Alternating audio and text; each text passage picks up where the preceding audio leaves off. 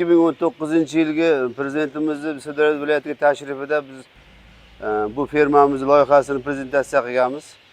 Shunda biz 2019-yilda bu fermani qurilishni boshlaganimizda molni qayerdan olib kelish kerak degan savollar bor edi.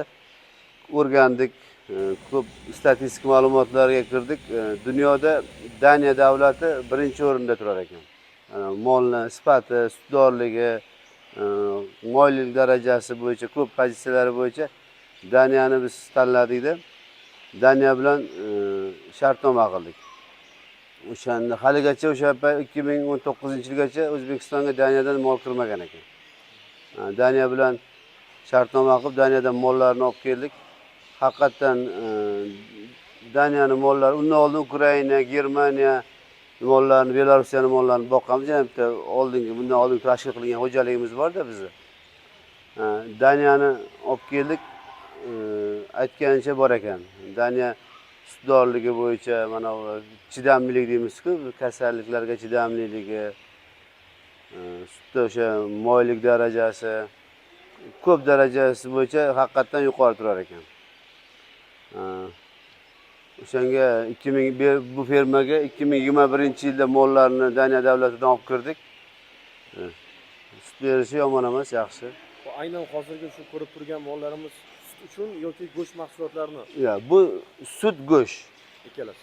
Masalan, go'sht, sut bo'ladi birinchi o'rinda. Bunda birinchi sut, keyin go'sht deyiladi-da. Masalan, semental degan zotini go'sht sut deyiladi-ku. Bu sut va go'sht uchun deyiladi. Aynan shaxsan o'zimda necha yillar mobaynida shu davlat tomonidan kredit chiqqanda chet elda molini olgan paytim qanaqadir kasallanish qo'rqqan odam qo'rqadi. O'shunaqalarga nima maslahat berasiz? Qo'rqinchli joyi yo'qmi chet elda, ya'ni mollarni? Yo'q, mollarni tanlashda ham baribir e'tibor berish kerak. Mollarga o'sha sharoitni qilish kerak. Men ko'rgan bo'lsangiz, issiqda ventilyatorlar ishlaydi, suv sepadiganlar ishlaydi. Mollarga sharoit qilmasangiz, ovqat yegisi kelmaydi. Masalan, issiqda siz ham ovqat yegisi kelmaydi, to'g'rimi? Faqat ayron ichasiz. Bular ham qancha ovqat, bu zavodda qancha ko'p yedirsa, shuncha ko'p mahsulot beradi-da. O'shaning uchun bularga sharoit qilish kerak, komfort qilish kerak-da. Bu hozir aynan mana shu mollarni olib kelgandan so'ng qandaydir sutlarni yetkazib beruvchi yoki qayergadir sutni o'tkazuvchi qanaqadir shartnomalar, hamkorlar bor. Dobri degan anaqa bor, Korzinka ko'p joylarda ko'rasiz. Dobri, Al-Safi degan firma u oladi. Esse degan brend bor, ular oladi. Xola degan oladi. Shunday kichik taraqalardan shartnomalarimiz bor. Degan yotoq joylari bor. Asoschi. Aynan hozir shu nechta umuman faqat mol. Bu yerda 1000 dan oshiq molimiz bor. Faqat molga moslashgan. Bercha. Nariyada ham ko'rgan bo'lsangiz, yerda qo'yxonamiz bor. Qo'yxona ham bor, ha? U boshqa korpusda. Surxondaryodan olib keldik. Tojikistondan olib kelgan qo'chqorlarimiz bor. Qo'shni davlatlar. Qo'shni davlatlardan. Ularni Tojikistondan qanaqa qo'ylar?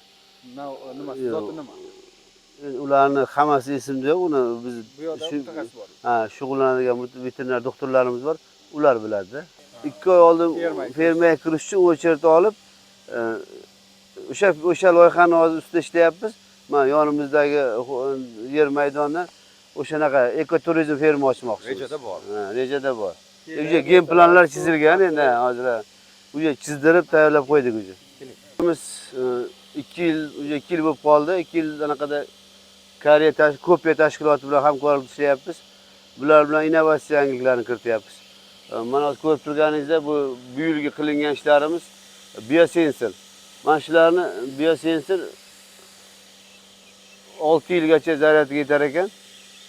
Men oshqozonga yuttirganmiz. Hozircha 100 ta molda tajriba qilyapmiz. Juda ajoyib, ko'rsangiz, odam inson omilini kamaytiradi. Doktorim telefonda kelib o'tiradi. Hozir ko'rsataman. Issig'i chiqsa yo masalan molni kuyga kelsa deymiz, yo'sam ovqat kelmasa ham daji SMS o'pib kelib turadi. Mana molingda muammo bor deb. Kasalliklarni aniqlaydi. Juda, shunaqa.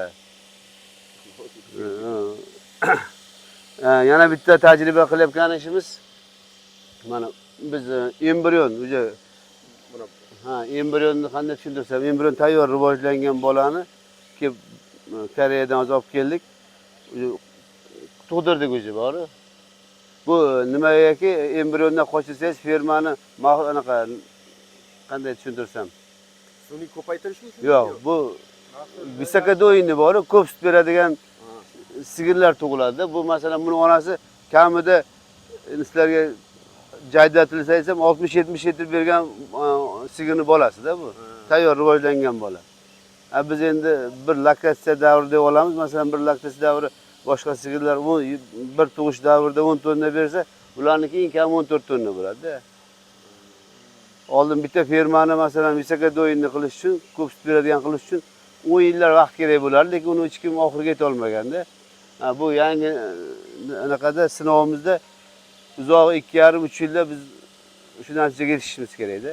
Bir paytlar bizda ham bo'lgan, biz bor butimizni sotganmiz, nimaiki, yana o'zi ilm yetishmagan, tajriba yetishmagan chetni mollarni boqishga biz ham oddiy molday boqamiz deb boshlaganimizda 2013-yil boshlagandik. Germaniyadan mol olib kelib, to'g'risi bankrot bo'lganmiz. Keyin shunday anaqa o'zimizga o'zimiz anaqa qildik. Maqsad qildikki, o'zi shuncha tajriba orttirdik, shuncha vaqt ketdi. O'zi keyin nima qilishni bilamiz-ku. Keyin boshqadan yana boshlaydi-da. yana boshqa. Bu natijasi hozir zo'r. Natijasi ham mana Xudo xolasa yomon emas. Kelishuvlarimizdan biri Koreyaning o'sha boya ko'piya tashkilotidan biz grant $3 million grant yutib oldik. Bu grant qanday? Molni go'ngidan gaz chiqaramiz, gazdan tok chiqaramiz. Shunaqa $3 million loyiha bo'yicha Xudo xolasa oxiriga yetib qoldi. 6-noyabr kuni bu yerda katta seminar bo'ladi. O'sha kuni tasdiqlanadi, oxiriga yetibmiz. 6-noyabrda seminarda Xudo xolasa oxiriga yetadi-da.